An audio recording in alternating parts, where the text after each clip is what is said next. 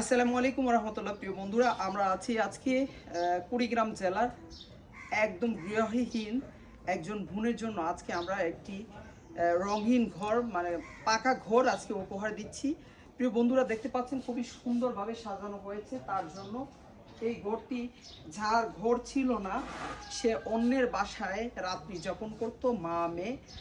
তো সেই বিষয়টা জানার পর আমরা আজকে তার জন্য কিন্তু খুবই সুন্দর এই পাকা ঘরটি উপহার দিচ্ছি। আর আজকের ঘরে যারা এই অর্থ সহায়তা করেছেন, অসংখ্য ধন্যবাদ জানাচ্ছি কানাডা প্রবাসী আমার বোন তানিয়া আপুকে, যিনি এই বোনটির ঘরের কাজের জন্য 70,000 টাকা দিয়েছেন। আমি ধন্যবাদ জানাচ্ছি আমার বড় বোনের মেয়ে মানহা রহমানকে। ছোট্ট একটা ভাগ্নি, আমার ভাগ্নি তার জমানো অর্থ থেকে এই বোনের ঘর নির্মাণের জন্য 80,000 টাকা দিয়েছে। টোটাল এই পর্যন্ত আমরা ঘরের কাজ সম্পূর্ণ করেছি 1,51,000 টাকা। অসংখ্য ধন্যবাদ জানাচ্ছি তানিয়া আপুকে কানাডা থেকে, এবং আমি ধন্যবাদ জানাচ্ছি আমার ভাগ্নি মানহা রহমানকে, যার জমানো অর্থ দিয়ে আজকে হাসি ফুটিয়েছে এই প্রতিবন্ধী বোনটার মুখে। এবং মা মেয়ে দুজনই এখানে উপস্থিত রয়েছেন। আমরা একে একে দুজনের সাথেই কথা বলবো। কেমন আছেন আপনি? ভালো আছি। আগে কোথায় থাকতেন? বিল্ডিং ঘর থাকলো। আগে কোথায় ছিলেন? ধানা ঘরে আসলাম। মানুষের বাড়িতে থাকতেন, এটা সত্য ছিল? হ্যাঁ, আসলাম। আপনি এদিকে আসেন তো। আর এখন এলা বিল্ডিং তুলে দিয়েছেন, বিল্ডিং এ থাকলো। বিল্ডিং এ থাকবেন? হ্যাঁ।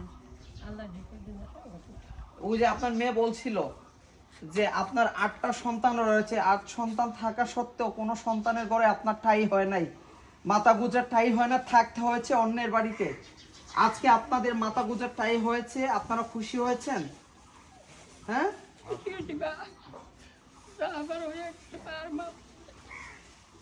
খুশি? এখন এই ঘরে কি আর বৃষ্টি পড়বে? না, হ্যাঁ, না পড়বি। বৃষ্টি পড়লে বিল্ডিং চিরে ঘর ভাঙে যেটা বিল্ডিং ঝরি পড়ে। হ্যাঁ, বৃষ্টি পড়বে না। না, এখন বৃষ্টি হলে অঝরেই আর বৃষ্টি পড়বে না, থাকতে হবে না অন্যের বাসায়। হাসি ফুটেছে এই অঞ্জিনার মুখে, অঞ্জিনার মায়ের মুখে। প্রিয় বন্ধুরা, আজকে আমাদের এই উদ্যোগ আপনাদের কাছে কেমন লাগছে অবশ্যই জানাবেন। আমাদের এই চলমান প্রজেক্টগুলো বাংলাদেশের টেকনাফ থেকে তেঁতুলিয়া পর্যন্ত চলমান রয়েছে।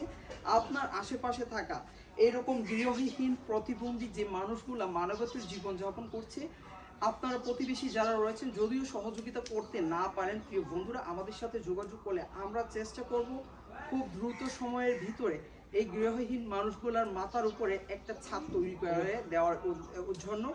তো যাই হোক, আপনারা এই ভিডিওটি ধৈর্য সহকারে দেখার জন্য অসংখ্য ধন্যবাদ আপনাদেরকে। আবারও দেখা হবে কোনো এক মানবিক ভিডিওতে, কোনো এক জেলা থেকে। ততক্ষণ পর্যন্ত সবাই ভালো থাকবেন, সুস্থ থাকবেন। আল্লাহ হাফেজ। আসসালামু আলাইকুম ওয়া রাহমাতুল্লাহ।